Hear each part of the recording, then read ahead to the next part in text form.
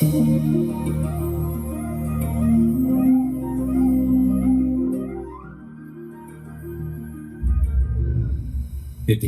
ने कई वैभवशाली महलों को खंडहरों में बदलते देखा है और देखा है एक ऐसा समय जब धरती पर धन और शक्ति के लालच में अंधे आतताइयों का राज था।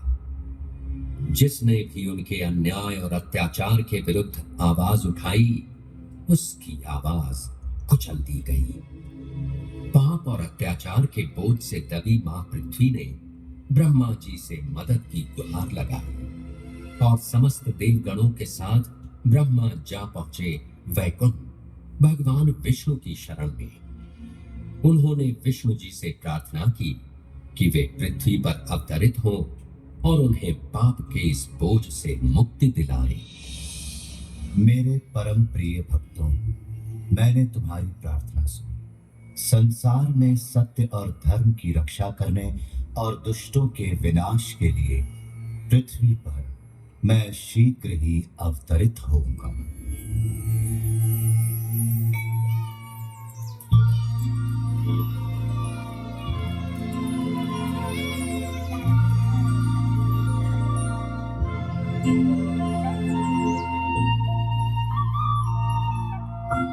कृष्ण, आने में इतना देर क्यों लगा दी?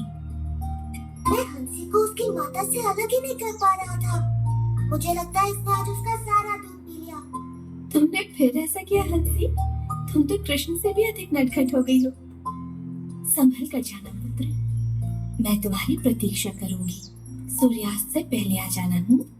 कृष्णा, ओ कृष्णा, मैं तुम्हारे लिए कुछ लाई हूँ मेरे लाल। ये देखो। तुमने ये मेरी पोटली में तो नहीं दिया ना? मैं ले लेता हूँ। नहीं, ये तुम्हारे लिए नहीं है मधु। मैंने ये विशेष गुलाबों की सुगंध वाली चाशनी में डूबे रसीले रसगुल्ले केवल कृष्ण के लिए बनाए हैं और ये उससे ही मिलेंगे। अब जाओ, तुम्हारा भोजन मैंने तुम्हारी पोटली में रख दिया है।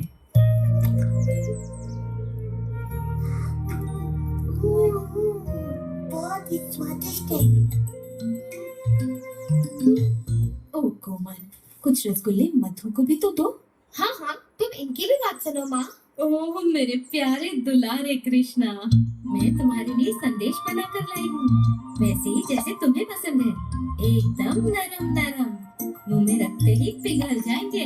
कृष्णा, देखो मैं तुम्हारे लिए क्या लाई हूँ। तुम्हें ये बस आज पर इतना लाड प्यार बहुत है कृष्ण।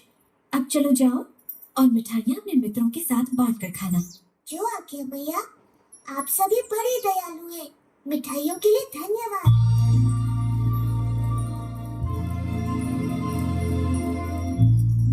यशोदा, तुम्हारे कृष्ण में कुछ तो विशेष है। ऐसी मधुर बांसुरी बजाता है कि हमारे बच्चे तितलियों की तरह नाच उठते हैं। सुबह उसे देख लूं तो मेरा दिन बन जाता है। दिन भर उसकी मोहिनी सूरत मुझ पर छाई रहती है। पता नहीं ये कैसा चमत्कार है। चंपा सच कहती है। ओह यशोदा, हम कान्हा के विचारों में ऐसे खो जाते हैं कि हमें अपने बच्चों की ही सुध नहीं रहती। तुम बड़ी भाग्यशाली हो यशोदा। काश कि कृष्णा मेरा पुत्र होता। मेरा भी।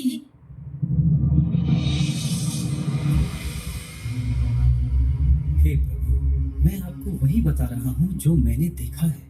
ये नन्हा बालक कृष्ण हो न हो भगवान विष्णु का ही अवतार है।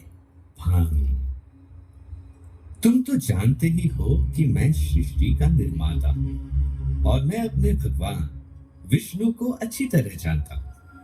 उन्हें भला अपना वैकुंठ धाम छोड़कर वृंदावन के इन द्वारों के बीच रहने की आवश्यकता क्यों होने लगी? मुझे क्षमा करे ब्रह्मदेव, पर क्या कोई और है जो सृष्टि और प्रकृति के समस्त नियमों को बदल सके? आज सुबह ही उसने दैत्यकार अघासुर का वध किया है। क्या कह रहे? इसमें आश्चर्य की क्या बात है? भगवान विष्णु के विषय में मुझे सब कुछ ज्ञात है और उनका सेवक होने के नाते उनके अवतार संबंधी समाचारों का मुझे ज्ञान रहता ही है। इसलिए मुझे तो यही लगता है कि ये बालक अवश्य ही कोई मायावी शक्ति है। इससे पहले कि वो भोले भाले मनुष्यों को और चकित करे, हमें उसके विषय में पता करना होगा। अवश्य भगवान। और इस समस्या का समाधान मुझे ही करना होगा।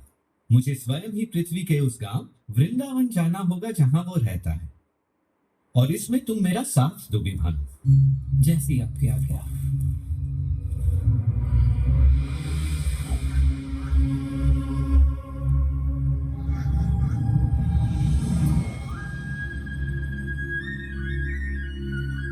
मेरे प्यारे मित्रों, तुम सब के साथ खेलकर मुझे बड़ा आनंद आता है।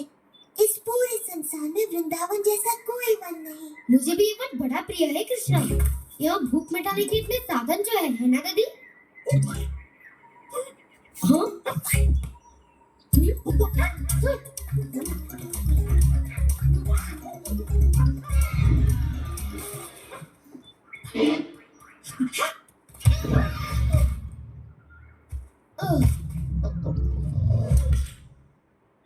ये कहावत तो सुनी होगी कि लालच बुरी बला है।